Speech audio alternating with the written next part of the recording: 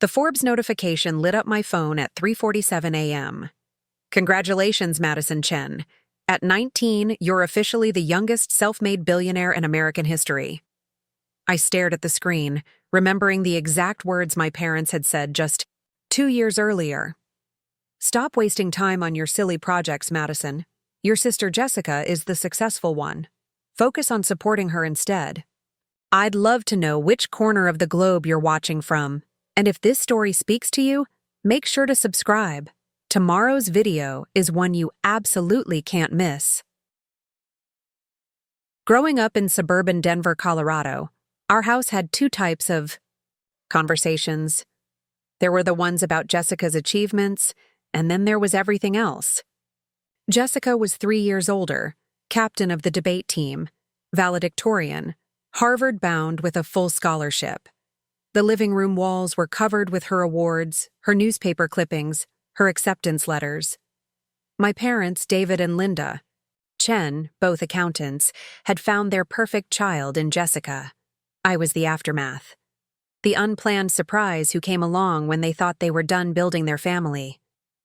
While Jessica excelled at everything traditional, I spent my time taking apart electronics, building weird contraptions in the garage, and asking questions that made adults uncomfortable. At family dinners, the spotlight never shifted from Jessica's latest academic triumph to my strange hobby of reverse engineering smartphone apps. The breaking point came during my junior year of high school. I had been working on something I called Connect Local, a platform that helped small businesses in neighborhoods find each other and collaborate. Local coffee shops could partner with bookstores, restaurants could team up with nearby gyms for cross-promotions, and community events could be organized through one central hub. I'd been coding for months, staying up until 2 a.m. perfecting the algorithm that would match businesses based on complementary services and proximity. My bedroom had become mission control. 3 monitors displayed lines of code, user interface mock-ups, and spreadsheets tracking the beta testing I was conducting with 12 local businesses. Mrs. Rodriguez from the corner bakery was seeing 30% more foot traffic since partnering, with the used bookstore 2 blocks away. The yoga studio was booking more classes after connecting with the organic juice bar across the street. Everything was working exactly as I had envisioned. But when I tried to share this excitement at dinner, the response was predictably dismissive. "Madison, that's cute, but you need to focus on your grades," my mother said, not looking up from cutting her chicken. "Jessica just got accepted to Harvard's pre-law program. She's going to be a Supreme Court justice someday." My father nodded, in agreement. "Your sister has her whole life planned out. She knows what success looks like. You're 17 years old playing with computers when you should be studying for the SATs. But Dad, I already have businesses making money through my platform. Real money. Mrs. Rodriguez increased her revenue by..." Madison. His voice had that tone that meant the conversation was over. "Stop wasting time on your silly projects. Your sister Jessica is the successful one. Focus on supporting her instead. Maybe you can help her with research when she gets to law school." That night, lying in bed staring at the ceiling, something crystallized in my mind. They saw Jessica's path as the only legitimate route to success because it was familiar, measurable, and approved by institutions they understood. My path was invisible to them because it didn't fit their framework of achievement. But I knew something they didn't know yet. I knew that Connect Local wasn't just a high school project. It was the foundation of something much bigger. Over the next few months, I operated in stealth mode. During family dinners, I nodded politely when they discussed Jessica's internship at a prestigious law firm. I smiled when they planned her graduation party and talked about framing her Harvard diploma. Meanwhile, I was expanding Connect Local beyond Denver. I had convinced my computer science teacher, Mr. Patterson, to let me use the school's server space in exchange for helping other students with their programming assignments.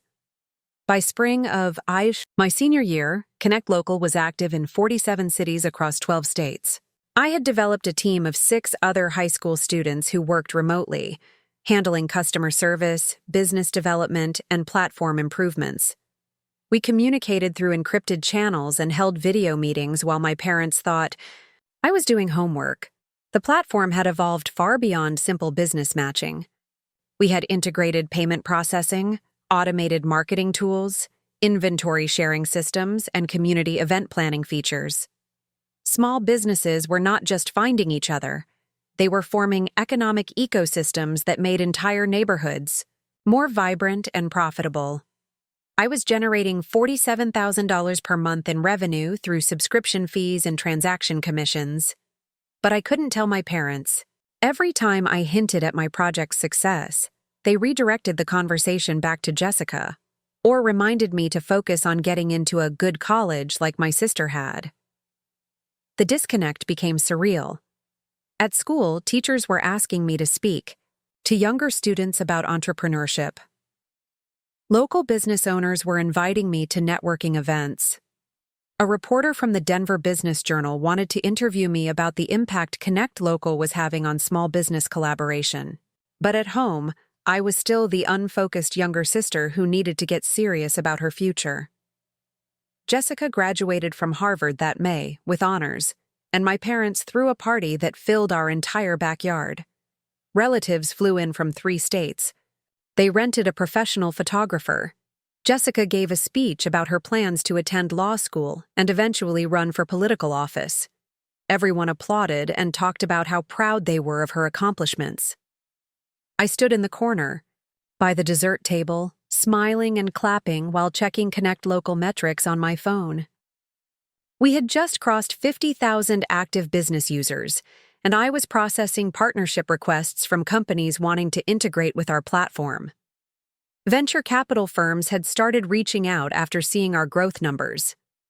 But none of that existed in the reality of our backyard celebration. Later that evening, after the guests had left and Jessica had gone out with friends, I found my parents in the kitchen cleaning up. They looked tired but satisfied, the way people look after throwing a successful party for something they're genuinely proud of. "Mom, Dad," I said, "I need to show you something." My mother looked up from loading the dishwasher. "Madison, it's late. Can it wait until tomorrow?" "I don't think it can wait anymore." I opened my laptop and pulled up the Connect Local dashboard. Revenue graphs, user growth charts, partnership requests, and testimonials from business owners filled the screen. I explained what I had built, how it worked, and what it was becoming. I showed them the bank account statements, the incorporation papers, and the patent applications I had filed. For the first time in years, they were completely silent, staring at numbers they couldn't dismiss and achievements they couldn't minimize. But their silence wasn't the recognition I had hoped for. It was confusion, and something that looked almost like fear. "Madison," my father finally said, "this is way too much responsibility for someone your age. You should be in college, not running a business. What if something goes wrong? What if you get sued? You're not equipped to handle this kind of pressure." My mother nodded anxiously. "Your sister did things the right way. She got her education first, then built her career step by step. This is too risky, honey. You could lose everything." Standing in that kitchen, surrounded by the remnants of Jessica's celebration, I realized that showing them my success hadn't changed their perception of me. If anything, it had scared them more. They saw my achievements as dangerous rather than impressive, risky rather than remarkable. That night, I made a decision that would change everything. I wasn't going to wait for their approval anymore.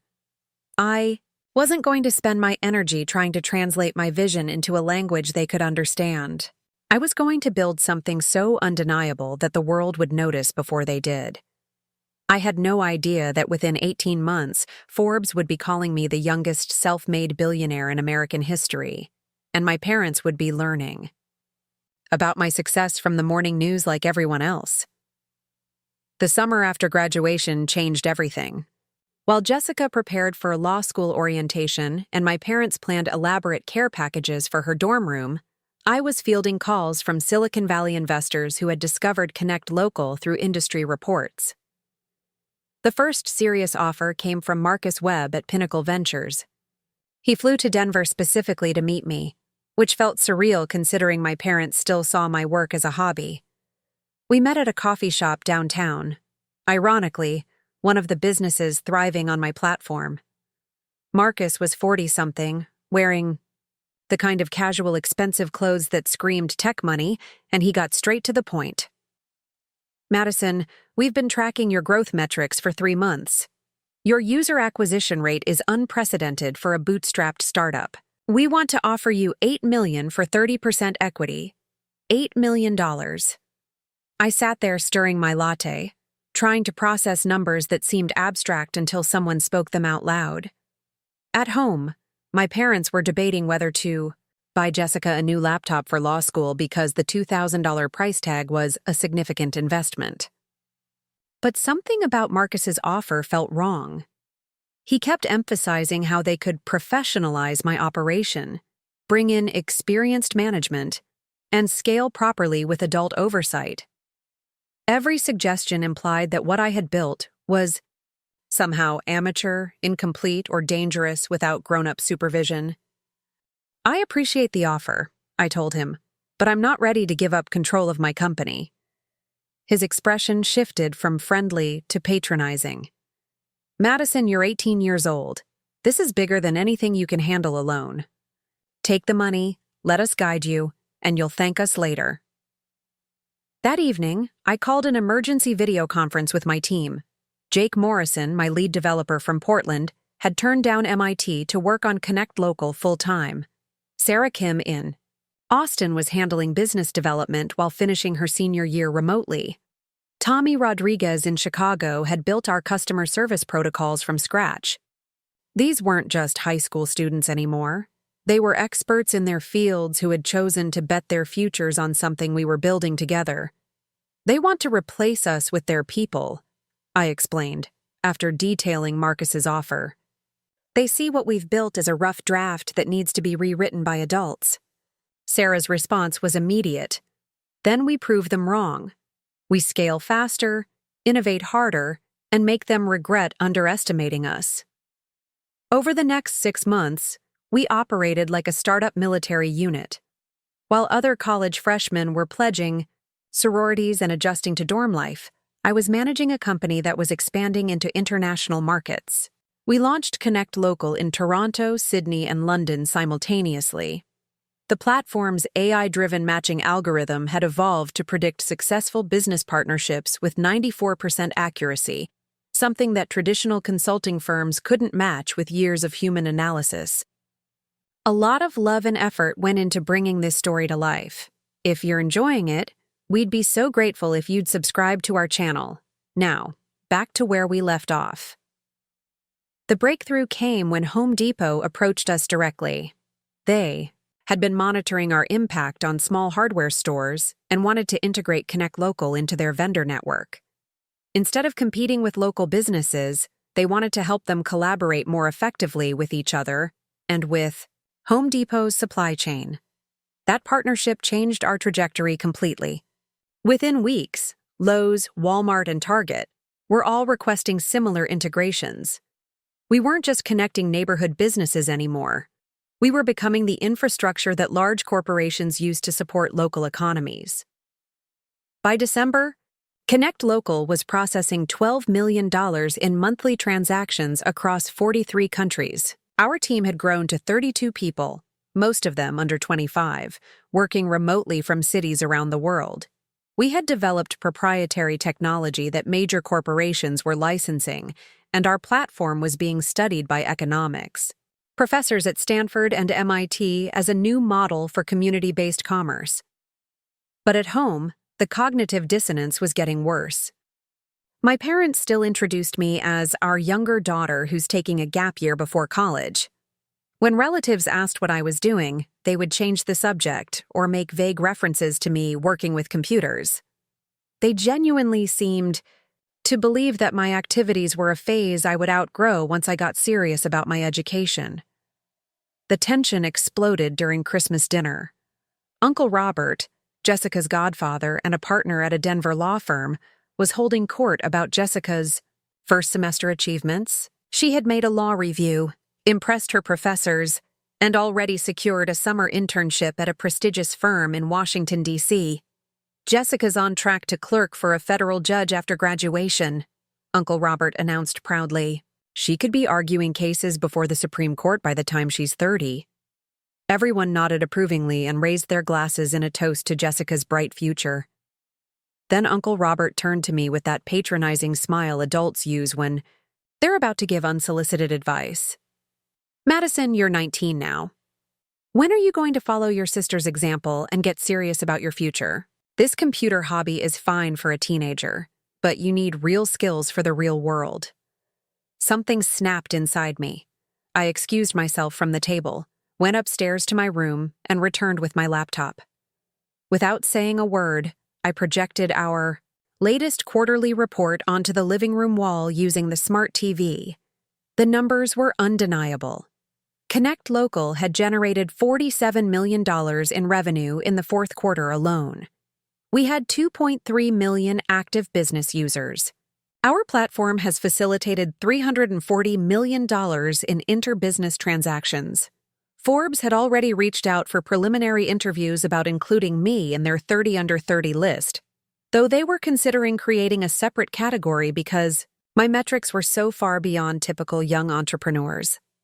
The room went completely silent. Uncle Robert stared at the revenue projections, his mouth slightly open. My parents looked confused, as if the numbers were in a foreign language they couldn't quite translate. Madison, my mother finally whispered, is this real? It's as real as Jessica's law school acceptance, I replied. Actually, it's more real because it's already happening, not just planned for the future.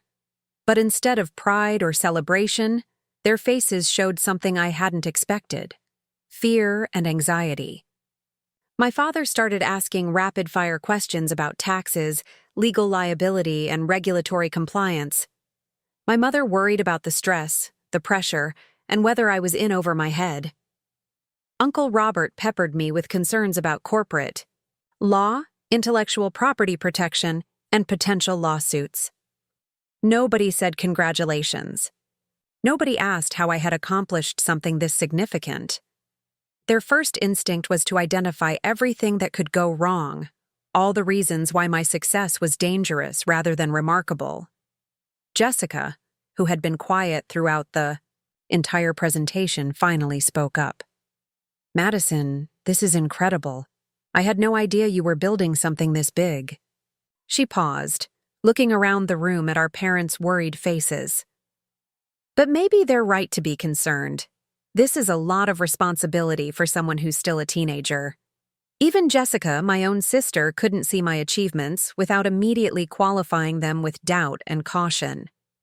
At that moment, I realized that my family's inability to recognize my success wasn't about age or experience. It was about their fundamental inability to imagine a different definition of achievement than the one they had always known. That night, I made a decision that would accelerate everything. I wasn't going to wait for their understanding or approval anymore. I was going to build something so massive, so undeniable, that the world would celebrate it whether my family could comprehend it or not. 3 weeks later, Sequoia Capital offered me $200 million for 15% equity, valuing Connect Local at $1.3 billion.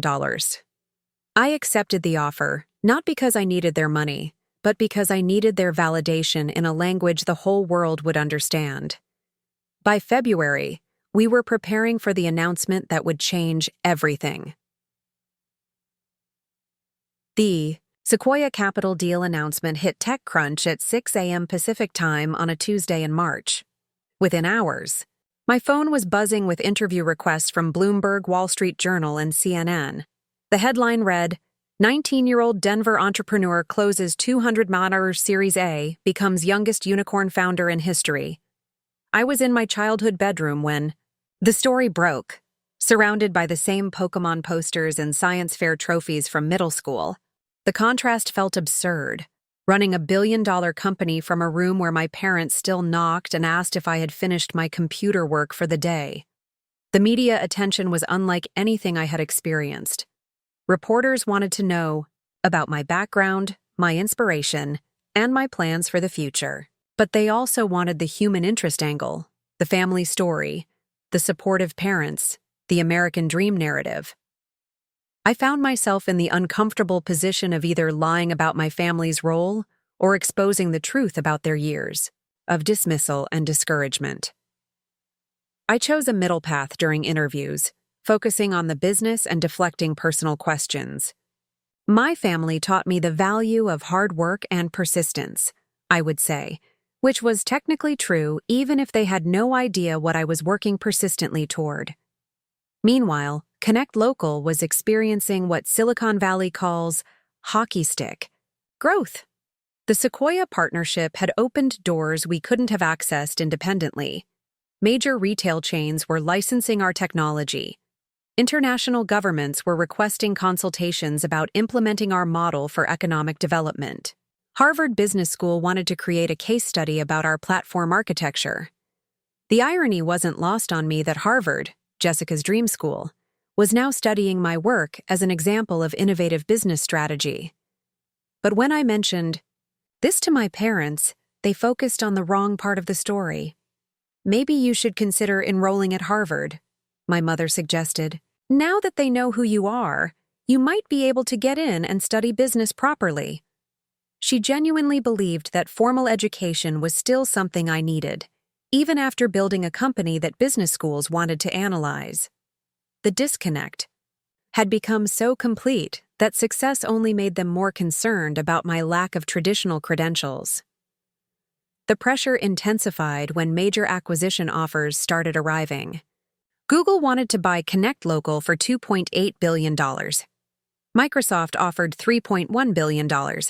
Amazon's proposal was $3.4 billion plus integration into their AWS infrastructure. Each offer represented more money than I could spend in several lifetimes, but also meant giving up control of something I had built from nothing. My team was split. Jake thought we should take the Google offer and use their resources to scale globally faster. Sarah wanted to remain independent and continue building our own infrastructure. Tommy was somewhere in the middle, interested in Amazon's technical capabilities but worried about losing our startup culture. The decision became more complicated when Facebook entered the bidding with a $4.2 billion offer that included keeping our entire team intact and letting me maintain operational control. Mark Zuckerberg called me personally to discuss the deal, treating me as an equal rather than a teenager who got lucky. For the first time in months, I was talking to someone who understood what I had built without needing it explained or justified. But something bothered me about all the acquisition conversations. Every buyer saw Connect Local as a feature they could add to their existing platform rather than the foundation for something entirely new. They wanted our technology and our user base, but they didn't share our vision of transforming how local economies function. That realization crystallized during a dinner meeting with Facebook's development team in Palo Alto. They were brilliant people who understood our code and respected our achievements. But when they talked about integration plans, they described Connect Local as a local business discovery tool, rather than an economic infrastructure platform. They saw what we had already built, not what we were building toward. I flew back to Denver that night and called an emergency team meeting. This time, instead of discussing acquisition offers, I wanted to talk about something bigger. What if we don't sell? I asked.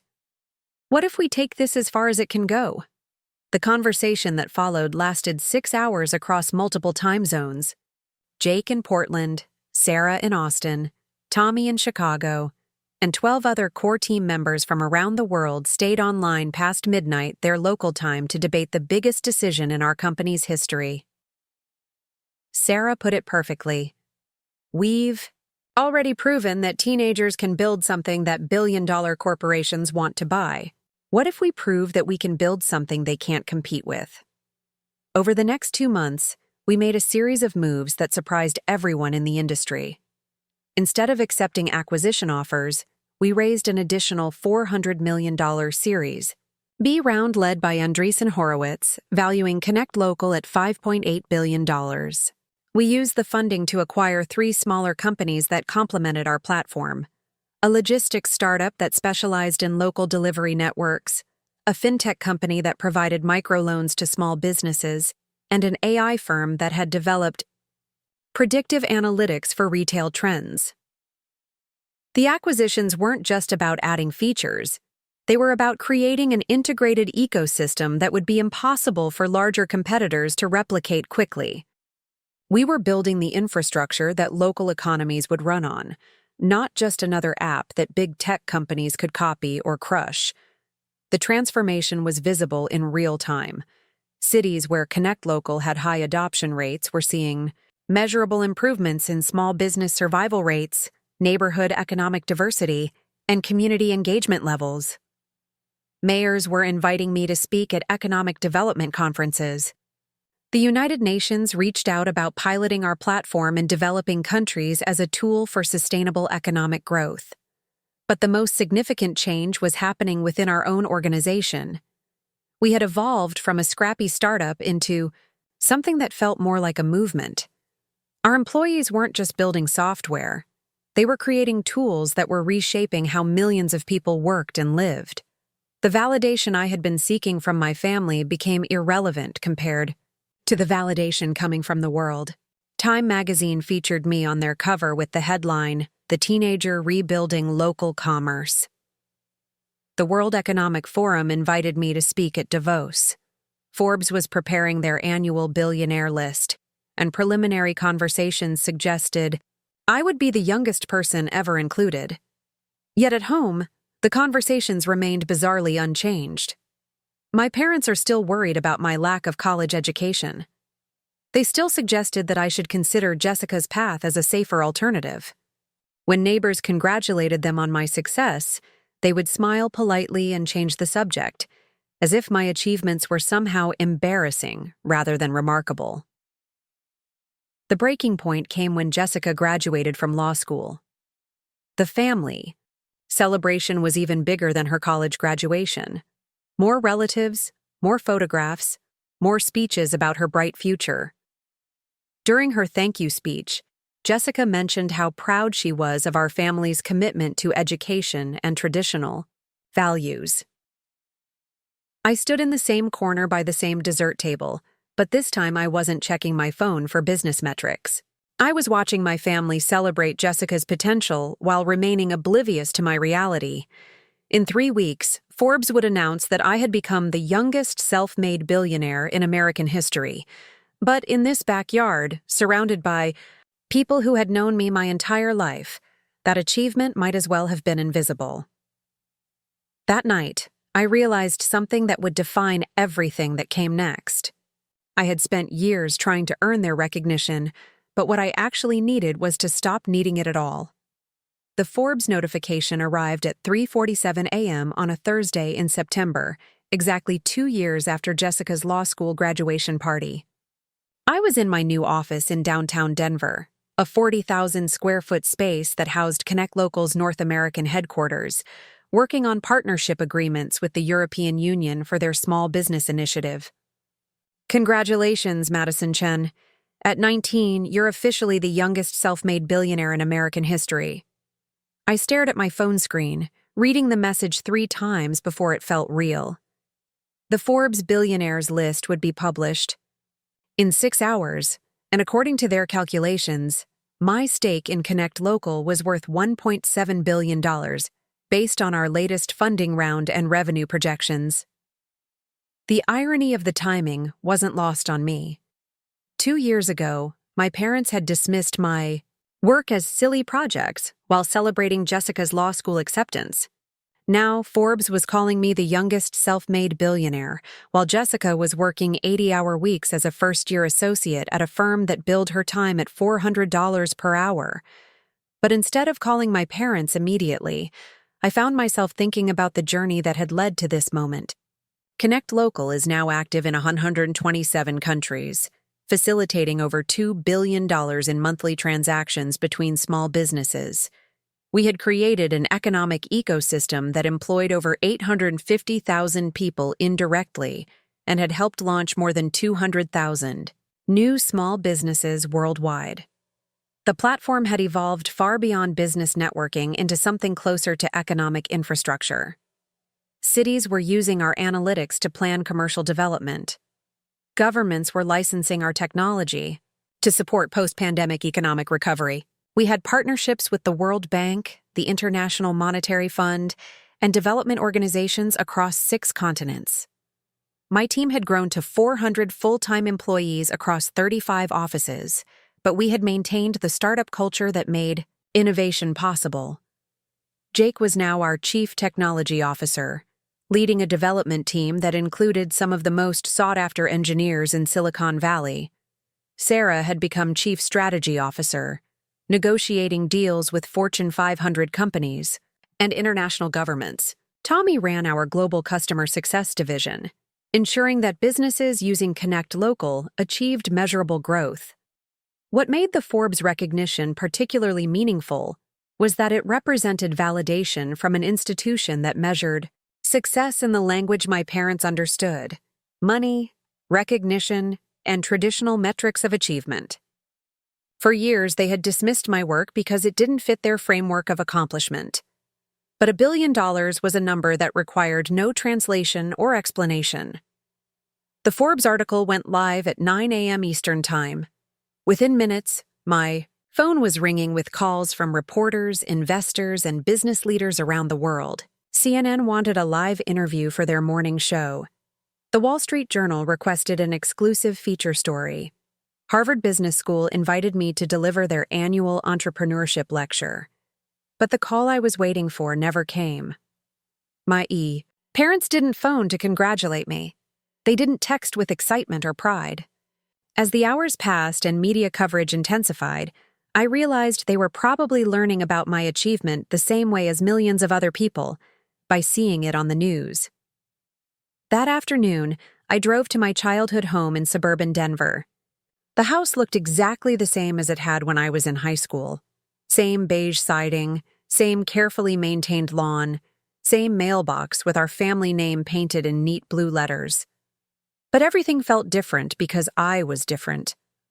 Found my parents in the living room, watching CNN's coverage of the Forbes announcement.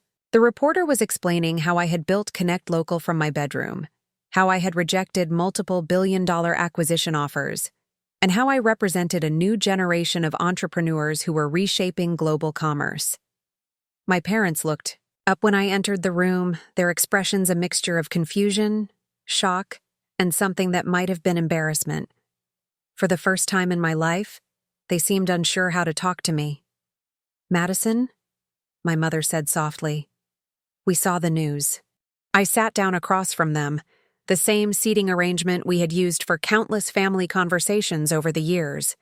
But this time, the dynamic was completely reversed.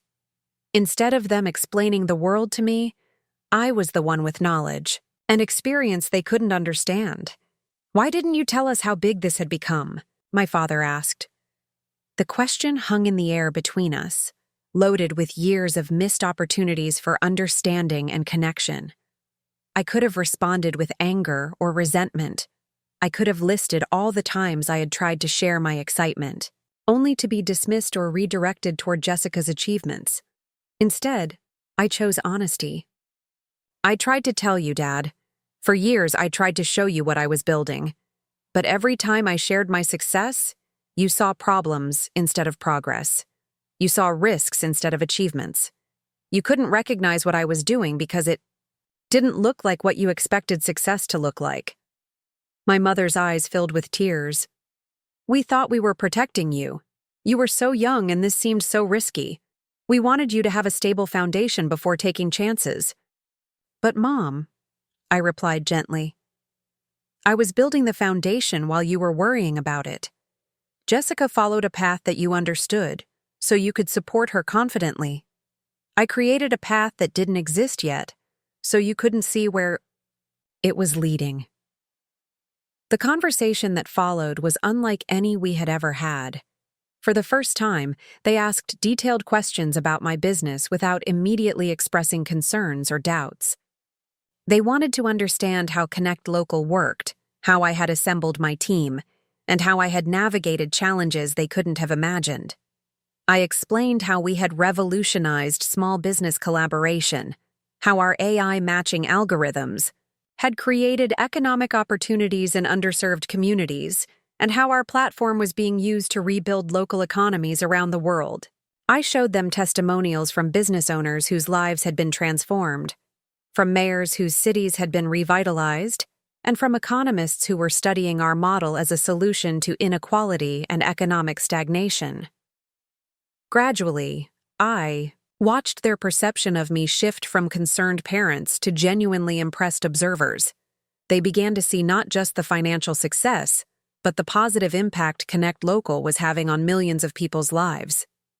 "Madison," my father said finally, "I owe you an apology. We spent so many years trying to push you toward a path we understood that we missed the incredible path you were creating for yourself." My mother nodded, wiping away tears. "We're proud of Jessica's achievements, and we should have been proud of yours too. You accomplished something extraordinary, and you did it despite our doubts, not because of our support." At that moment, I felt something I hadn't expected: relief.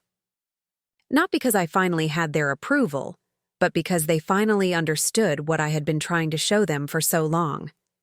The recognition felt good, but it no longer felt necessary. "I don't need you to apologize," I told them.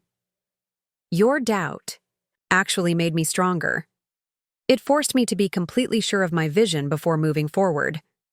It made me prove to myself that this was real before asking anyone else to believe in it." As evening approached, Jessica arrived home from her law firm, looking exhausted from another 14-hour day. She had heard the news at work, where her colleagues had spent the afternoon discussing the Forbes announcement and debating whether they knew any other young billionaires. "Madison," she said, dropping her briefcase by the door, "I can't believe you're on the cover of Forbes magazine."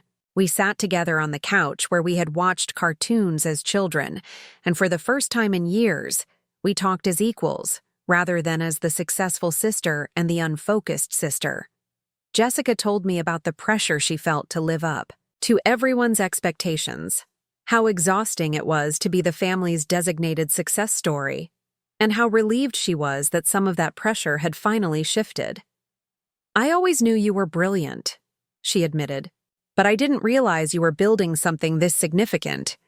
I thought you were just really good with computers."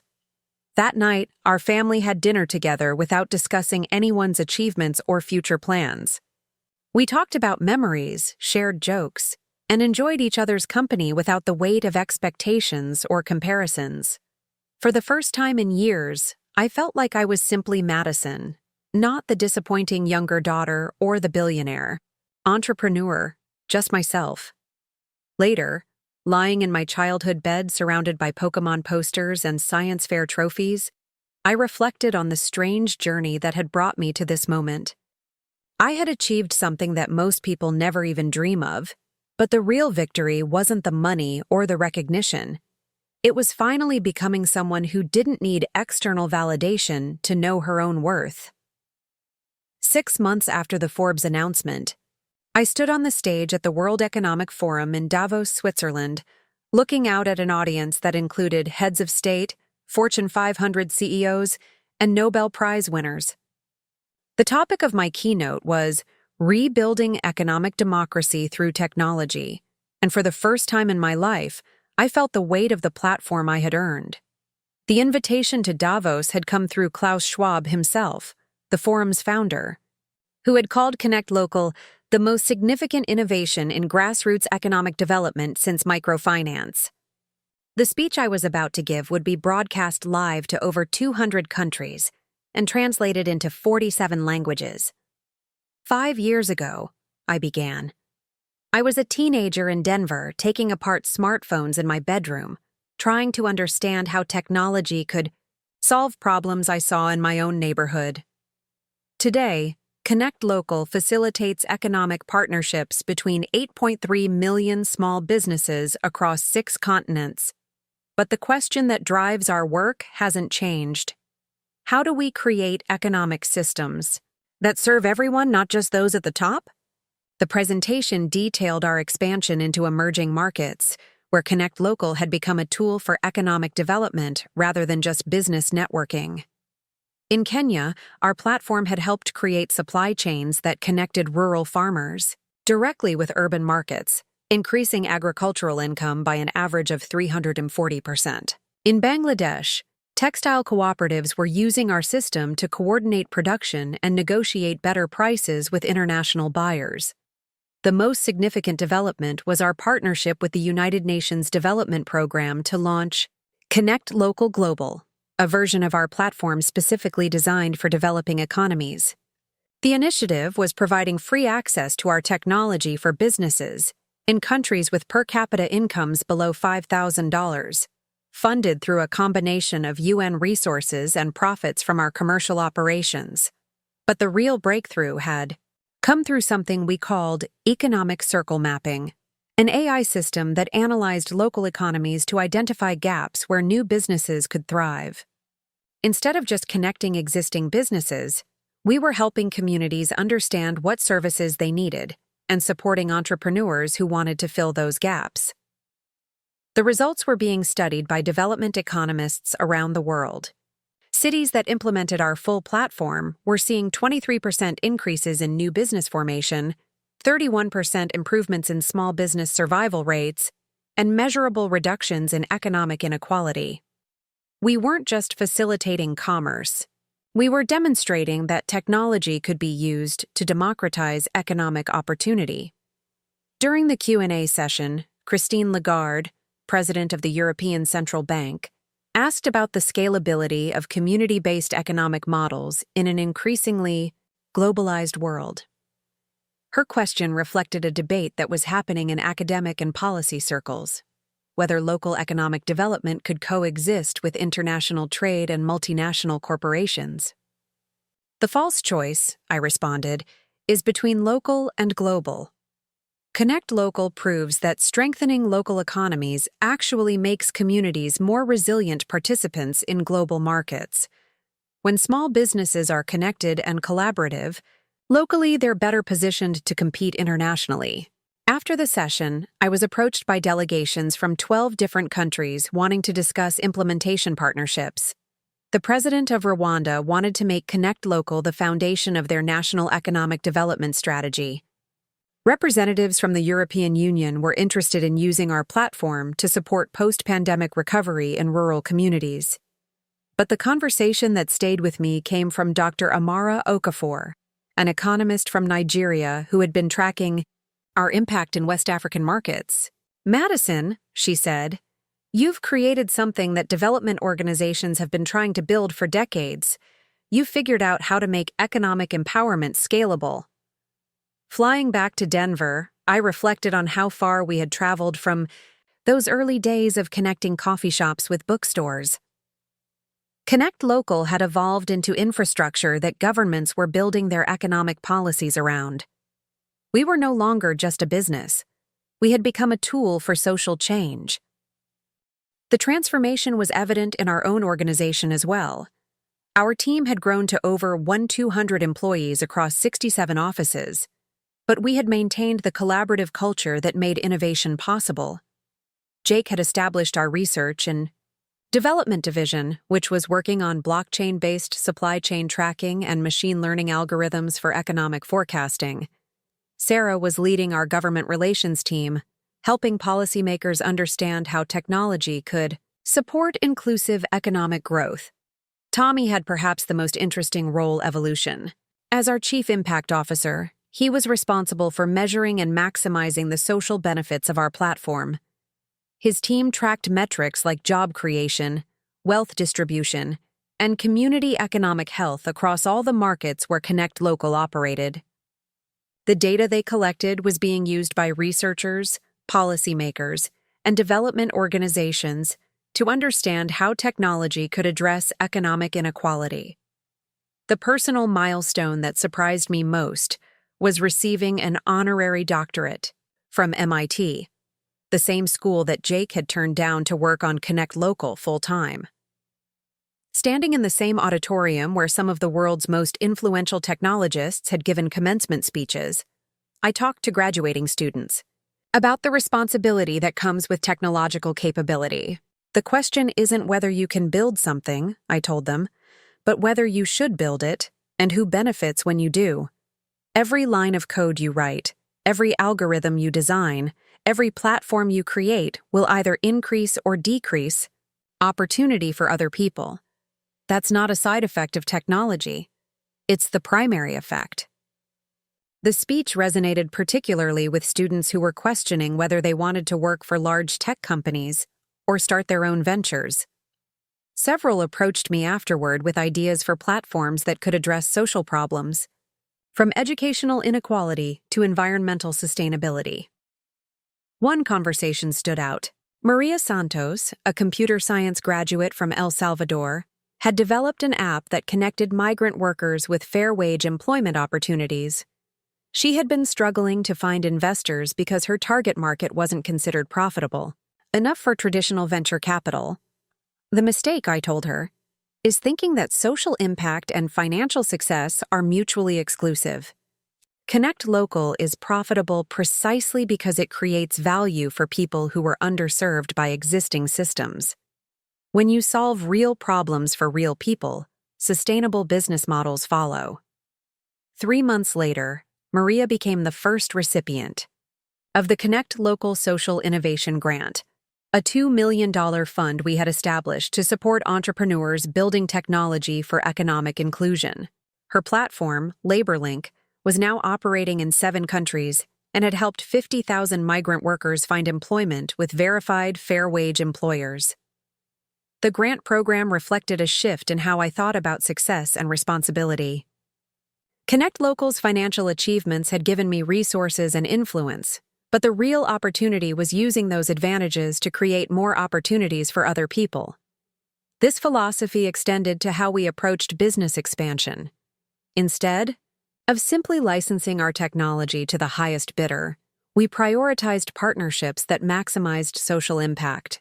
When Amazon offered to integrate Connect Local into their vendor network for $500 million, we negotiated instead for a collaboration that would help Amazon's third-party sellers connect with each other and with local service providers. The Amazon partnership was announced at TechCrunch Disrupt, where I was interviewed alongside Jeff Bezos about the future of e-commerce and local economic development. The conversation touched on something that had become central to my thinking: the responsibility of successful entrepreneurs to use their platforms for systemic change rather than just personal enrichment. Madison represents something important, Bezos said during the interview. She's building technology that makes markets more efficient and more equitable simultaneously. That's the kind of innovation that creates lasting value. But perhaps the most meaningful recognition came from an unexpected source. The Nobel Committee announced that Connect Local's work in economic development had been selected as a case study for their 2025 Peace Prize research, recognizing technology platforms that reduce economic inequality as tools for global stability. The notification arrived while I was visiting our Mexico City office, working with local businesses that were using Connect Local to rebuild their operations after the pandemic. Reading the Nobel Committee's letter in a co-working space filled with entrepreneurs who were creating jobs and opportunities in their communities, I understood that success wasn't just about building something valuable, it was about building something that helped other people build valuable things too. That evening, I called my parents from Mexico City to share the Nobel news. For the first time in our relationship, they understood immediately why the recognition mattered and what it represented about the work we were doing. "Madison," my father said, "you've built something that makes the world better. That's the most important kind of success." In that moment, I realized that the journey from dismissed teenager to recognized changemaker hadn't just been about proving my worth to my family or the world. It had been about discovering what I was capable of when I stopped waiting for permission to pursue my vision and started taking responsibility for making it real. 2 years after Davos, I found myself in a situation I had never anticipated, testifying before the United States Senate Committee on Small Business and Entrepreneurship about the future of American economic policy. The hearing room was packed with reporters, policy experts, and business leaders, all focused on a single question that had emerged from our success. Should technology platforms like Connect Local be regulated as public utilities? The debate had started when Senator Elizabeth Warren published an op-ed in the Washington Post titled, "When Private Platforms Become Public Infrastructure." Her argument was that Connect Local had become so integral to small business operations across America that it functioned more like electricity or water than a traditional software service. She wasn't calling for government takeover, but rather for regulatory frameworks that would ensure platforms serving essential economic functions remained accessible and fair. Ms. Chen, Senator Warren said during the hearing, Connect Local facilitates over $4 billion in monthly transactions between American small businesses. Your platform influences hiring decisions, supply chain partnerships, and market access for millions of entrepreneurs. At what point does a private company's success create public responsibility? The question cut to the heart of something I had been wrestling with privately. Connect Local's growth had exceeded even our most optimistic projections. We were processing more economic transactions than many regional banks. Our algorithms influenced business decisions across entire metropolitan areas. Small businesses in rural communities depended on our platform to access markets and resources that would otherwise be impossible to reach. Senator Warren, I replied, I agree that success creates responsibility, but I believe that responsibility is best fulfilled through innovation and accessibility, not regulation. Connect Local has remained profitable while keeping our basic services free for businesses generating less than $100,000 annually. We've invested 40% of our profits into expanding access to underserved communities. Government regulation might actually slow down the innovation that makes these benefits possible. The hearing continued for 6 hours, covering everything from antitrust concerns to data privacy to international competitiveness. Republicans worried that regulation would hurt American tech leadership. Democrats focused on ensuring that platform power didn't concentrate in ways that could harm small businesses. Both sides seemed to agree that Connect Local represented a new category of business that existing regulatory frameworks weren't designed to address. Senator Marco Rubio asked the question that surprised me most. Ms. Chen, you've created something that no previous generation of entrepreneurs could have built. You're 22 years old, and you've fundamentally changed how local economies function. What do you think this means for the next generation of young entrepreneurs? His question made me think about the teenagers who were probably watching this hearing, trying to figure out whether they should start companies or focus on traditional education paths. I thought about the emails I received daily from high school students with ideas for platforms that could solve problems in their communities. Senator Rubio, I said, I think we're entering an era where the biggest opportunities come from solving problems that previous generations accepted as unsolvable. Climate change, economic inequality, educational access, these aren't just policy challenges anymore. They're engineering problems waiting for the right technology solutions. The next generation of entrepreneurs has tools and resources that make previously impossible things possible.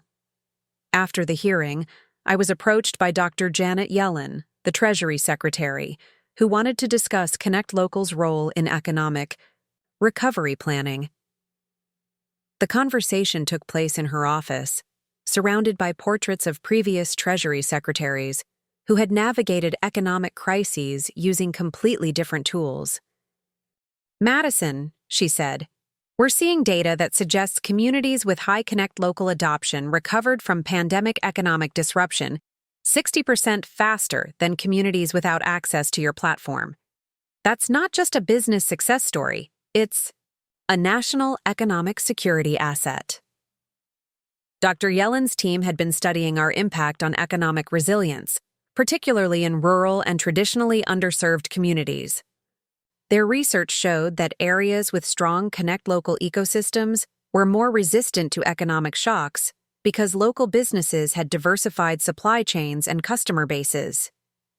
The conversation led to something unprecedented, an invitation to join the President's Council of Economic Advisors as a special consultant on technology and small business development.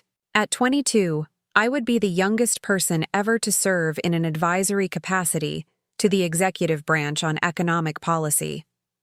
The White House announcement generated intense media coverage, with commentators debating whether bringing a young tech entrepreneur into government decision-making represented innovation or inexperience. Critics pointed out that I had never held a traditional job or worked within government systems. Supporters argued that conventional economic thinking had failed to address persistent inequality, and that new perspectives were essential. The role required moving to Washington, D.C. part-time while maintaining my responsibilities at Connect Local. I established a small apartment near the White House and began splitting my time between policy meetings and product development. The contrast was surreal. Spending mornings in the West Wing discussing federal budget implications and afternoons in video calls with our engineering teams debugging algorithm improvements. My first major project was developing the Small Business Resilience Initiative, a federal program that would provide matching funds for technology adoption by businesses in economically distressed communities. Instead of simply providing grants or loans, the program would help small businesses access platforms like Connect Local while also supporting local tech education and digital literacy programs. The initiative faced skepticism from both sides of the political spectrum. Conservative lawmakers worried about the government picking winners and losers in the technology sector. Liberal representatives questioned whether supporting private platforms was the best use of federal resources. Both concerns reflected legitimate policy debates about the role of government in technological development. Working through these challenges required a different kind of problem-solving than I had used in building Connect Local. Policy development involved balancing competing interests, navigating bureaucratic processes, and building consensus among people with fundamentally different worldviews. The skills I had developed as an entrepreneur, rapid iteration, data-driven decision-making, and focus on user needs, had to be adapted for an environment where change happens slowly and stakeholder alignment was as important as technical feasibility. The breakthrough came when we piloted the program in Appalachian communities that had been economically devastated by coal industry decline. Instead of trying to attract outside businesses or retrain workers for jobs that might never materialize, the initiative helped existing small businesses connect with each other and with markets beyond their immediate geographic area. A furniture maker in West Virginia began selling custom pieces to customers in California through partnerships with local shipping companies that connected through Connect Local. A crafts cooperative in Kentucky developed supply chain relationships with retailers in urban markets. Small farms throughout the region began coordinating with restaurants and grocery stores hundreds of miles away. Within 18 months, the pilot communities showed 34% increases in small business revenue and 28% reductions in unemployment. More importantly, young people who had been leaving for opportunities elsewhere began starting businesses locally, reversing decades of brain drain and population decline. The success of the Appalachian pilot led to expansion into Native American reservations, rural agricultural communities, and post-industrial cities throughout the Midwest. Each implementation required customization for local economic conditions and cultural contexts, but the underlying principle remained consistent. Technology could be used to strengthen local economies rather than replace them with globalized alternatives. My work in Washington also involved international economic diplomacy. Trade representatives wanted to understand how platforms like Connect Local could support American exports while also strengthening domestic small business networks. The State Department was interested in using our development work as a tool for international relations, helping allies build economic resilience while demonstrating American technological leadership. The most complex project involved working with the European Union on data-sharing agreements that would allow Connect Local to operate across national boundaries, while respecting different countries' privacy and economic regulations. The negotiations required understanding not just technology and economics, but also international law, cultural differences, and geopolitical relationships. During one particularly challenging session in Brussels, I found myself translating between European regulators who were concerned about American tech dominance and American trade officials who were worried about regulatory barriers to innovation. The solution we eventually developed, a framework for technological sovereignty that allowed countries to maintain regulatory control while enabling cross-border platform cooperation, became a model for other international tech agreements. 6 months later, I received news that would change everything again. The Nobel Committee announced that I had been selected as the youngest recipient ever of the Nobel Prize in Economic Sciences, recognized for innovative use of technology to reduce economic inequality and strengthen local economic systems. The call came while I was in a cabinet meeting discussing inflation policy. I stepped out of the room to take the call from Stockholm, trying to process the magnitude of what I was hearing while surrounded by the formal protocols of government work. Ms. Chen, the Nobel Committee representative said, "Your work has demonstrated that technology can be used to democratize economic opportunity rather than concentrate it. This represents a fundamental shift in how we think about the relationship between innovation and equality." Standing in the hallway outside the cabinet room, looking at portraits of previous government officials who had shaped American economic policy, I realized that the journey that had started with connecting neighborhood businesses had evolved into something that was reshaping how the world thought about economics, technology, and opportunity. But the most profound moment came when I called my parents to share the news. My father answered the phone, and when I told him about the Nobel Prize, there was a long silence before he spoke. "Madison," he said finally, "I understand now what you were building all those years ago. You weren't just starting a business. You were trying to fix something that was broken in how the economy works." At that moment, I realized that the recognition from Forbes, from the Nobel Committee, from world leaders, had never been the real goal. The real achievement was building something that solved problems for millions of people, and then using that success to solve even bigger problems for even more people. The phone call ended, and I walked back into the cabinet meeting, where the Secretary of Commerce was explaining inflation trends to a room full of people who were trying to manage the world's largest economy. I took my seat at the table, knowing that the next phase of this journey was just beginning. The Nobel Prize ceremony in Stockholm felt like stepping into a different dimension of reality. As I walked across the stage in the concert hall, wearing the traditional white tie and tails, I could see my parents in the front row, the same people who had once told me to focus on supporting Jessica's success instead of pursuing my silly projects. My mother was crying, and my father was recording everything on his phone with the intensity of someone documenting a miracle. Jessica sat beside them, now a successful federal prosecutor who had taken time off from a major corruption case to attend the ceremony. The irony wasn't lost on any of us that the sister they had once held up as the model of achievement was now in the audience celebrating the sister they had dismissed. King Carl XVI. Gustav of Sweden presented the medal with words that would be quoted in economics textbooks for generations. Madison Chen has demonstrated that technology, when guided by principles of equity and inclusion, can become the most powerful tool for economic democracy the world has ever seen. But the moment that stayed with me wasn't the formal ceremony or the royal presentation.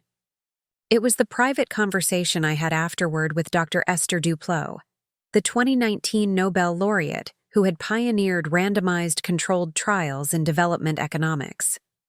"Madison," she said as we stood in the hotel lobby after the banquet, "what you've accomplished represents a fundamental shift in how we approach poverty and inequality. For decades, we've been trying to solve these problems through policy interventions and aid programs. You've shown that the solution might be giving people better tools to solve their own problems. Her words crystallized something I had been thinking about throughout the whirlwind of ceremonies and media interviews. Connect Local hadn't succeeded because it imposed solutions on communities, but because it gave communities the infrastructure to create their own solutions. The platform was ultimately just a tool. The real innovation was helping people use that tool to build the economic relationships they needed. The weeks following Stockholm were a blur of international speaking, engagements, policy consultations, and media appearances. But the conversation that changed everything happened in an unexpected place.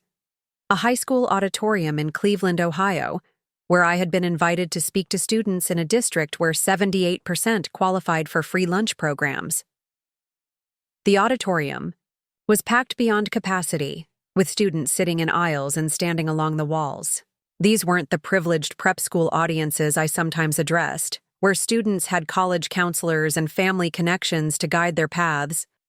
These were teenagers facing the same choice I had confronted years earlier: follow conventional paths that might lead to stability, or take risks on ideas that might change everything. During the Q&A session, a junior named Marcus Williams raised his hand. "Ms. Chen," he said, "everyone tells us to go to college and get good jobs, but there aren't any good jobs in our neighborhood. How do we build something like you built when we don't have money or connections or people who believe in us?" His question silenced the auditorium because it reflected a reality that inspirational speeches usually glossed over. Most young entrepreneurs don't have access to the resources, networks, or even the basic technological infrastructure needed to build scalable businesses. "Marcus," I replied, "the most important thing I learned wasn't coding or business strategy.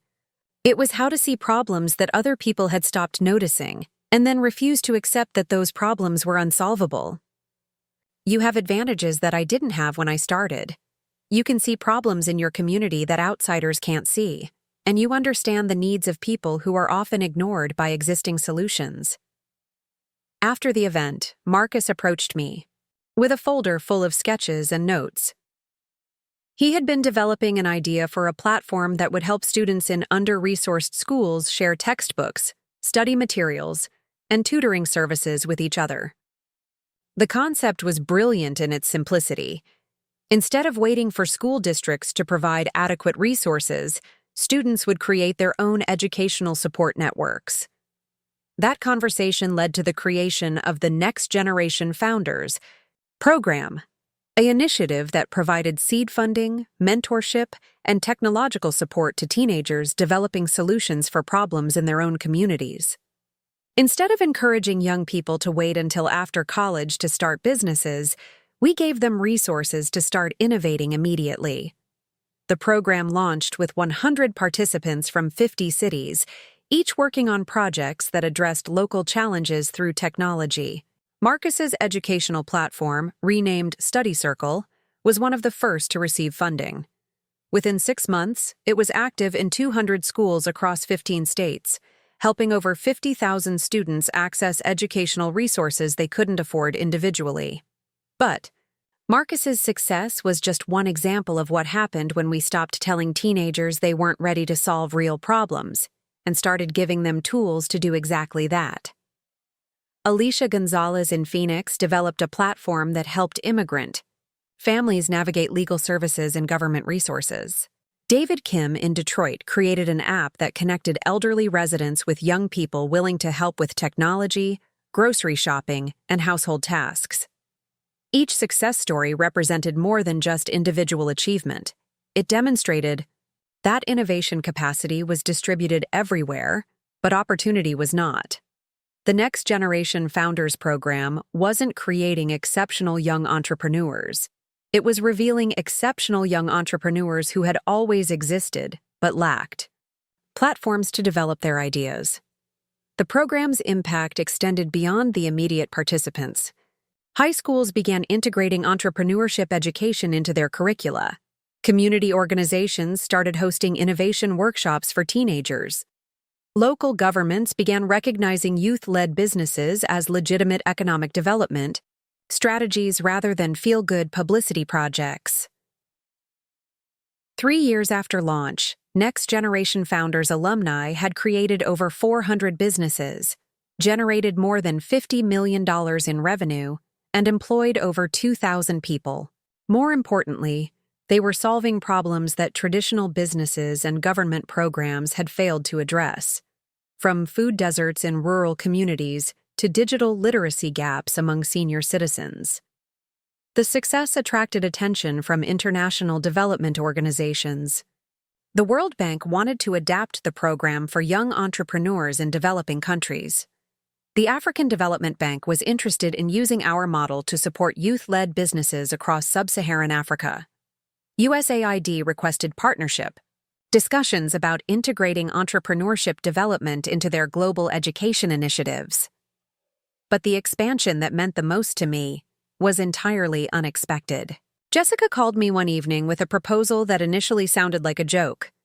"Madison," she said, "I want to leave the prosecutor's office and join Connect Local." I almost dropped the phone. Jessica had spent her entire career building expertise in federal law enforcement. She was being considered for promotion to Deputy U.S. Attorney, a position that could eventually lead to federal judgeship. Leaving that path to join a tech company seemed like the opposite of everything she had worked toward. "Jess," I said, "are you having some kind of crisis? You've always said you wanted to make a difference through the legal system." "That's exactly why I want to make this change," she replied. "I've spent 5 years prosecuting corruption and financial crimes, but I've realized I'm only addressing symptoms. You're preventing the problems that create those crimes in the first place." The conversation that followed revealed something I had never understood about Jessica's perspective. She had watched my work from the beginning, but she had initially seen it as risky and impractical because she measured success through traditional institutional metrics. Her years in federal law enforcement had shown her the limitations of those institutions and the potential of alternative approaches to social change. "Madison," she continued, "you've created something that reduces economic inequality more effectively than any policy program I've seen. Connect Local prevents the desperation that drives people toward illegal solutions." The Next Generation Founders program gives young people alternatives to the underground economy. You're doing prevention work that makes law enforcement less necessary. Jessica's decision to join Connect Local as general counsel and head of social impact policy created a media sensation. Headlines read, "Nobel winner's sister leaves federal prosecution for tech startup," and "Family dynasty shifts from law enforcement to economic development." But the real story was simpler. 2 sisters who had taken completely different paths were finally working toward the same goals. Jessica's legal expertise proved invaluable as Connect Local expanded into more complex areas of economic development. She helped us navigate international regulatory frameworks, develop partnerships with government agencies, and create legal structures that protected both our platform and the small businesses using it. More importantly, she brought perspectives from her prosecution work that helped us identify ways that economic platforms could inadvertently create opportunities for exploitation or fraud.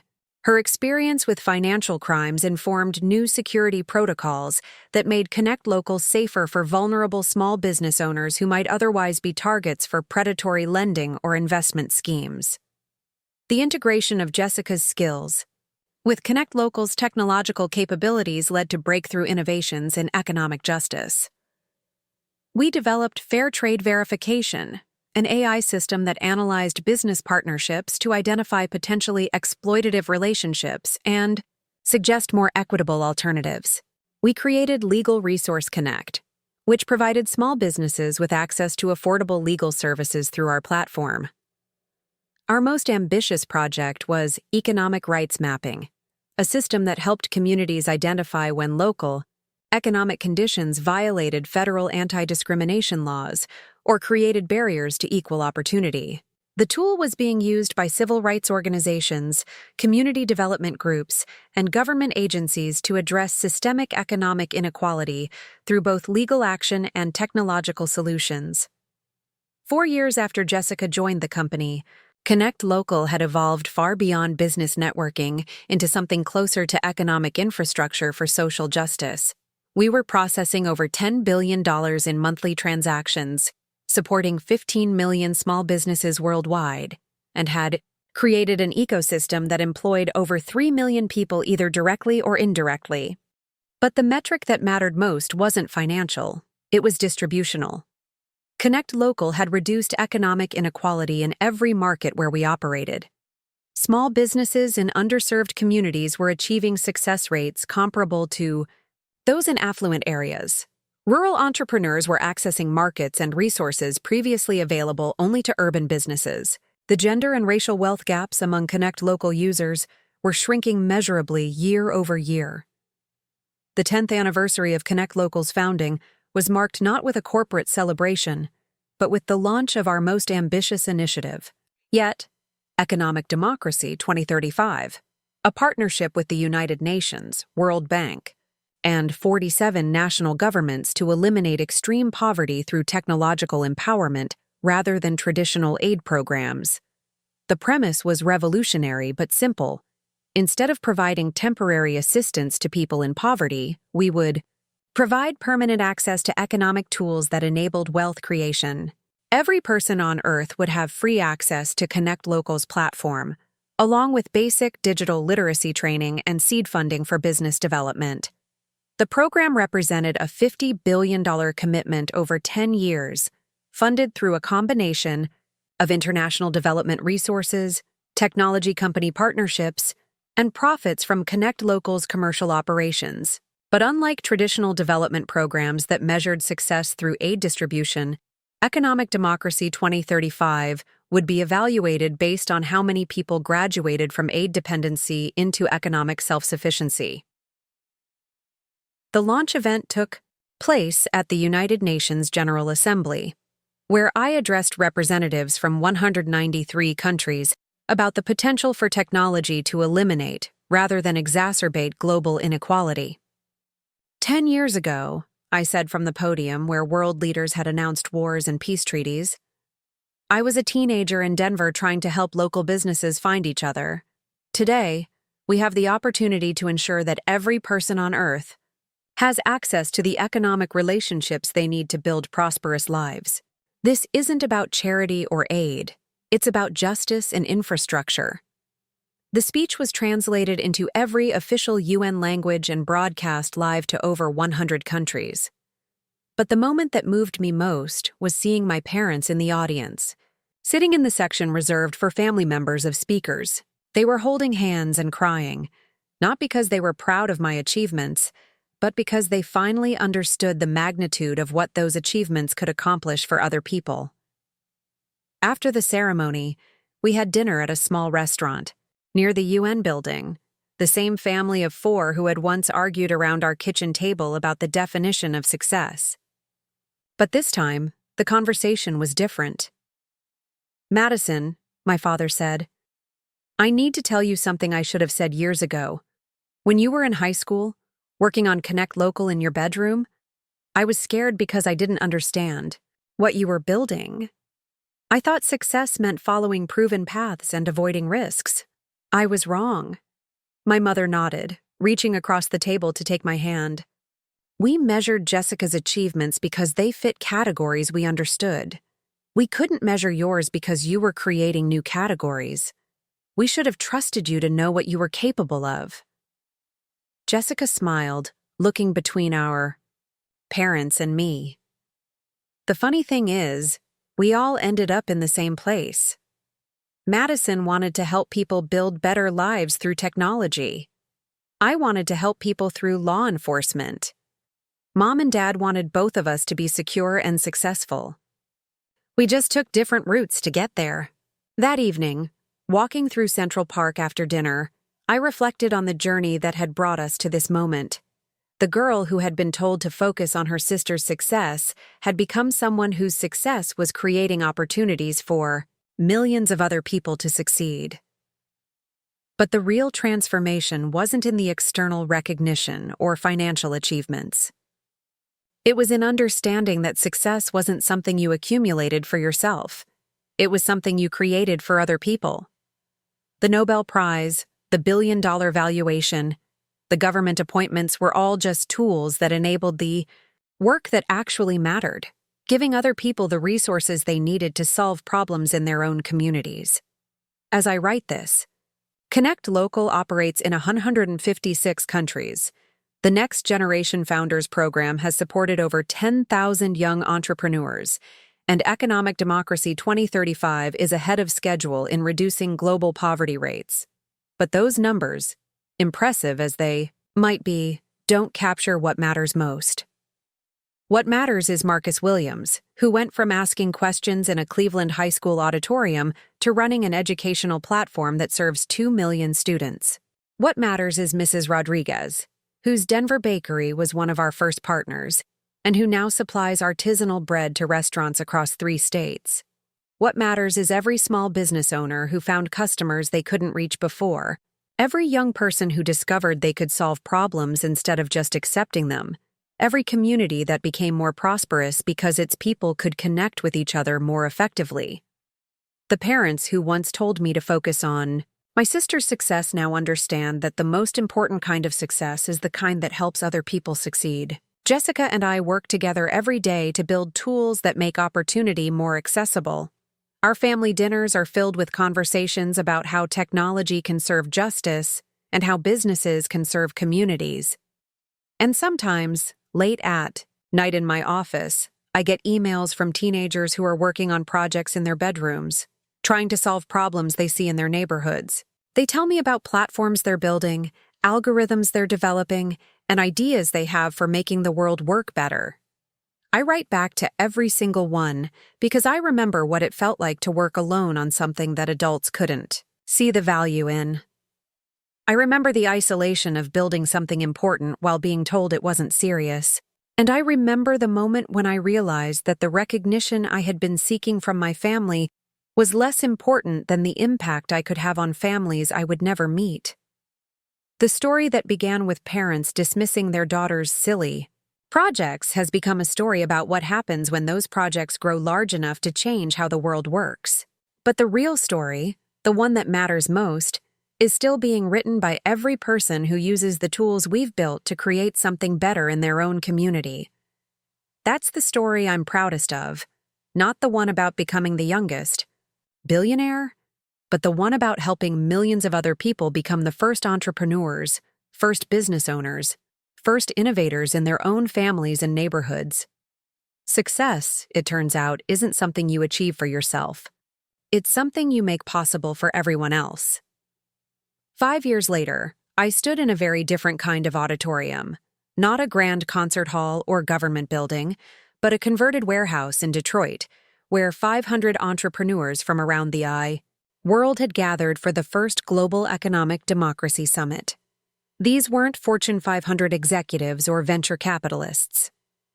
They were people like Fatima al-Rashid, who had used Connect Local to build a network of women-owned businesses across Jordan that now employed over 3,000 people. Like Carlos Mendoza, whose agricultural cooperative in Guatemala had gone from subsistence, farming to exporting organic coffee to 12 countries. Like Priya Sharma, whose educational technology platform in Mumbai was helping 50,000 children in slums access quality tutoring. The summit had emerged organically from our user community. As Connect Local spread across different countries and cultures, local success stories began connecting with each other, sharing strategies and forming international partnerships. What started as a business networking platform had evolved into a global movement of people who believed that economic power should be distributed rather than concentrated.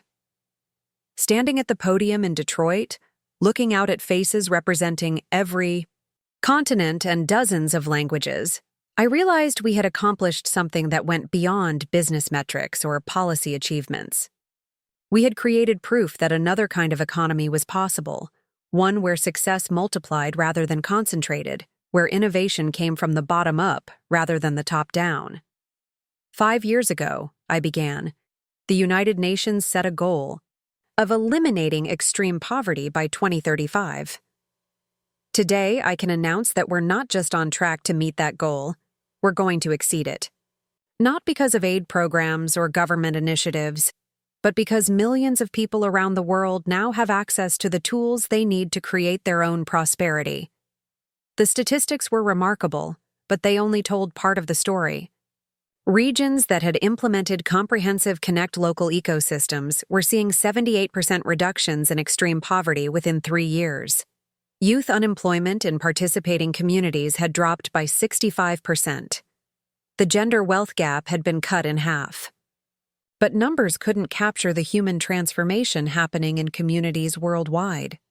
During the summit's panel discussions, I listened to stories that would have seemed impossible when I first started coding in my Denver bedroom. Hassan Mohammed, a refugee from Somalia, had arrived in Minneapolis with nothing but determination and a smartphone. Using Connect Local's Refugee Entrepreneur Program, he had connected with other East African immigrants to create a business incubator that was now supporting 200 immigrant-owned businesses across the Midwest. Maria Santos, the same woman who had approached me at MIT years earlier with her idea for connecting migrant workers with fair employment, was now running LaborLink across 15 countries, having helped over 500,000 workers find dignified employment. Her platform had been so successful at preventing labor exploitation that it was being used by international human rights organizations as a model for protecting vulnerable workers worldwide. The most moving presentation came from Dr. James Mitchell, a former economics professor from Howard University who had left academia to study Connect Local's impact on historically Black communities. His research showed that neighborhoods that had been economically isolated for decades were now thriving through digital economic integration. "Madison," he said during his presentation, "what you've built isn't just a business platform, it's reparative justice through technology. You've created infrastructure that helps communities that were systematically excluded from traditional economic networks to build their own networks." His words reminded me of something I had learned through years of policy work. The most profound changes often happened not through grand gestures or sweeping legislation, but through persistent efforts to expand access to tools and opportunities that already existed but weren't distributed fairly. After the summit, I found myself in an unexpected conversation with former President Barack Obama, who had attended as a keynote speaker. We talked for over an hour about the relationship between technology and democracy, about whether digital platforms could strengthen communities without undermining democratic institutions. "Madison," he said as we walked through downtown Detroit, past buildings that had been abandoned during the city's economic collapse and were now being renovated by entrepreneurs who had connected through Connect Local, what you've accomplished represents something that political leaders have been trying to achieve for generations: economic empowerment that strengthens democracy rather than threatening it. His observation touched on something that had become central to my thinking about Connect Local's future. Technology platforms could either concentrate power or distribute it, and the choice wasn't automatic. It required intentional design decisions, constant vigilance, and commitment to principles that might sometimes conflict with pure profit maximization. That commitment was tested when Amazon made an acquisition offer that would have valued Connect Local at $45 billion, more money than Tom I could conceptualize, enough to make me the wealthiest person under 30 in human history. The offer included guarantees about maintaining our social impact programs and keeping our team intact, but it also meant giving up ultimate control over our platform's future direction. The decision consumed months of discussions with our board, our team, and policy experts around the world. Jake, Sarah, Tommy, and Jessica were split on the question. Some argued that Amazon's resources would allow us to scale our impact exponentially. Others worried that corporate integration would compromise our ability to serve communities that weren't profitable enough for a massive corporation to prioritize. The answer came from an unexpected source: our users themselves. When news of the potential acquisition leaked, we received over 100,000 messages from small business owners, young entrepreneurs, and community leaders expressing concern about what the sale would mean for their access to economic tools. One message, from a woman named Grace Okoye in Lagos, Nigeria, crystallized my thinking. Connect Local gave me and my community the power to control our own economic future. Please don't let that power be absorbed by a company that will make decisions based on shareholder profits rather than community needs. I realized that accepting the Amazon offer, regardless of the financial guarantees, would fundamentally change what Connect Local represented. We would become a subsidiary of a larger corporation rather than an independent platform accountable primarily to the communities we served. At the board meeting where the decision was announced, I explained our choice to remain independent. Connect Local's value isn't measured only in dollars, it's measured in distributed economic power. The moment we become part of a larger corporate structure, we lose the ability to make decisions based purely on community impact. The decision to reject the Amazon offer was controversial, generating criticism from business media and some investors who argued that we were leaving money on the table that could have been used for social good. But the response from our user communities validated the choice.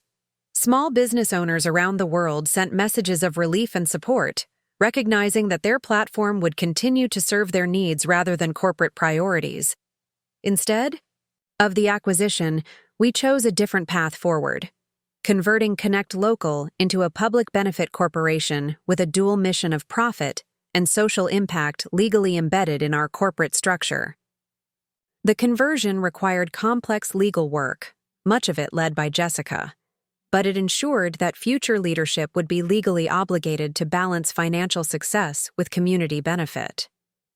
The PBC conversion was followed by our most ambitious expansion yet.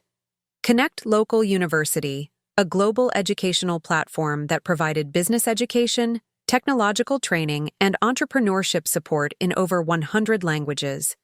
Unlike traditional business schools that charge tens of thousands of dollars for degrees, CLU provided practical, immediately applicable education for free to anyone with internet access. The university's curriculum was developed in partnership with entrepreneurs who had built successful businesses through Connect Local, ensuring that the education reflected real-world challenges rather than academic theories.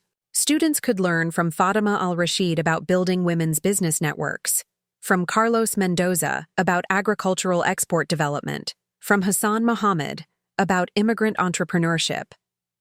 Within 2 years, Connect Local University had enrolled over 2 million students across 180 countries. Graduation rates exceeded those of traditional business programs, and 73% of graduates launched businesses within 6 months of completing their coursework. More importantly, these businesses had higher success rates than average because their founders had learned from people who had already navigated similar challenges. The university's success led to partnerships with traditional educational institutions that recognized the value of practical community-based learning.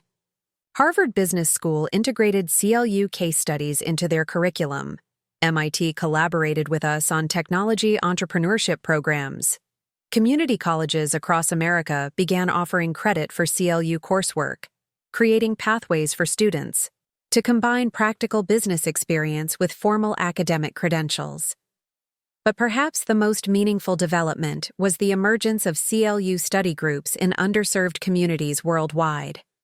In rural villages without reliable internet, groups of potential entrepreneurs would gather to watch downloaded lectures together and discuss how to apply the lessons to their local contexts. These study groups often became the foundation for business cooperatives and community development initiatives. The ripple effects extended beyond business education.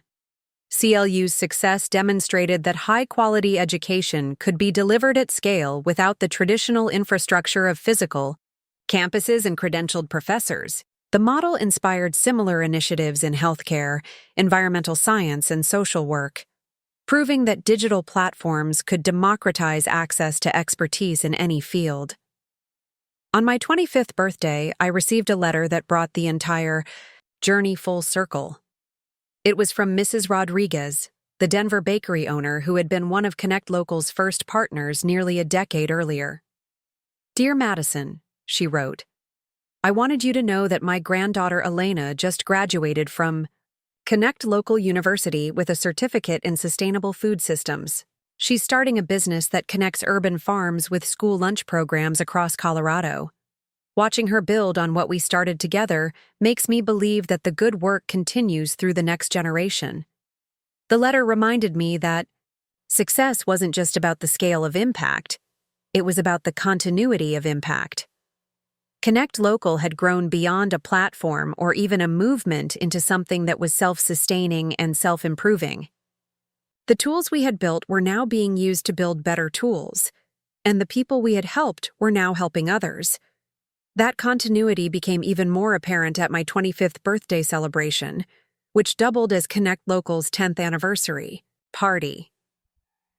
Instead of a corporate event, we held community celebrations in 50 cities simultaneously, each organized by local entrepreneurs and featuring local businesses that had grown through our platform. The Denver celebration took place in the same neighborhood where I had first started connecting businesses with each other. Mrs. Rodriguez's bakery catered the event. The bookstore that had been her first partner was still thriving, now with 3 locations. The yoga studio and juice bar that had collaborated in our early tests had evolved into a wellness cooperative that served the entire metropolitan area. But the most meaningful moment of the evening came when Marcus Williams, the teenager who had questioned me in that Cleveland auditorium years earlier, took the stage to announce Study Circle's expansion into 45 countries.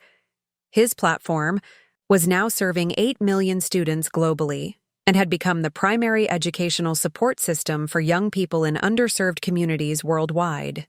10 years ago, Marcus said, Madison Chen taught me that the most important question isn't whether you're ready to solve a problem, but whether the problem needs to be solved. Today, Study Circle is proof that when you give young people tools and trust them to innovate, they'll create solutions that adults never imagined. Standing in that community center in Denver, surrounded by hundreds of entrepreneurs whose businesses had grown through connections we had facilitated, I realized that the journey that had started with my parents' dismissal had come full circle in the most profound way possible.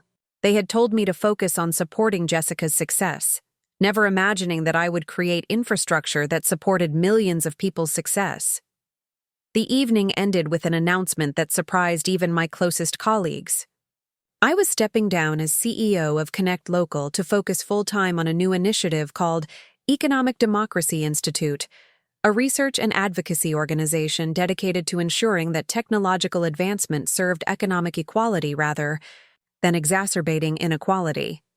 Jake would become Connect Local's new CEO, bringing his technical expertise and collaborative leadership style to guide the platform's next phase of growth. Sarah would lead our international expansion efforts. Tommy would oversee community impact programs. Jessica would continue as general counsel while also directing our policy advocacy work. The transition represented my belief that sustainable social change required building institutions that could thrive without dependence on their founders. Connect Local had grown beyond what any individual could manage effectively, and its mission was too important to risk on the continued involvement of any single person. The Economic Democracy Institute would focus on the broader questions that had emerged from Connect Local's success. How could societies ensure that technological innovation benefited everyone rather than just early adopters? What policies were needed to prevent digital platforms from concentrating economic power? How could communities maintain control over their economic futures in an increasingly globalized world? Our first major project was a comprehensive study of platform cooperativism, business models where digital platforms were owned and controlled by their users rather than external shareholders. The research, conducted in partnership with universities worldwide, would inform policy recommendations for governments interested in promoting democratic economic development. As I write these final words, sitting in the Economic Democracy Institute's offices overlooking the Denver neighborhood where I first started connecting local businesses. I'm surrounded by reminders of how far we've traveled and how much further we need to go. The walls are covered with maps showing Connect Local's global reach, photographs from community celebrations around the world, and letters from entrepreneurs whose lives were changed by access to economic tools they couldn't have imagined a decade ago. But the image that means the most to me is a framed photo from last Christmas dinner, the same family table where my parents once told me to focus on Jessica's success, now surrounded by 4 adults who had learned that the most meaningful kind of success is the kind that creates opportunities for other people to succeed. The story that began with dismissed teenagers' silly projects had become a global movement for economic democracy. But more than that, it has become proof that when you refuse to accept that problems are unsolvable, when you build tools that serve communities rather than corporations, and when you measure success by how many people you help rather than how much you accumulate, you can create changes that ripple across generations. The parents who once couldn't see the value in connecting neighborhood businesses now understand that their daughter had been building the infrastructure for a more equitable economy. The sister who had followed traditional paths to success now works alongside me to expand access to non-traditional paths. The family that had once been divided by different definitions of achievement now shares a commitment to achievement that serves justice. And somewhere tonight, in bedrooms and garages and community centers around the world, teenagers are coding solutions to problems that adults have stopped noticing, building platforms that will reshape how their communities work, and refusing to accept that the world can't be improved by people who are told they're too young to make a difference. That's the story that continues to unfold, written by millions of people who now have access to tools that help them write their own success stories. It's the story I'm proudest to have helped begin, and the story that will continue long after any individual contribution is forgotten. Because in the end, the most lasting kind of success isn't measured by what you achieve for yourself, but by how many other people you make it possible to achieve things they never thought possible. Looking for more? We've got 2 amazing stories ready for you right on screen. If this one touched you, these are absolutely worth your time. Click to watch them now. And hey, subscribe and hit that bell to never miss our latest uploads.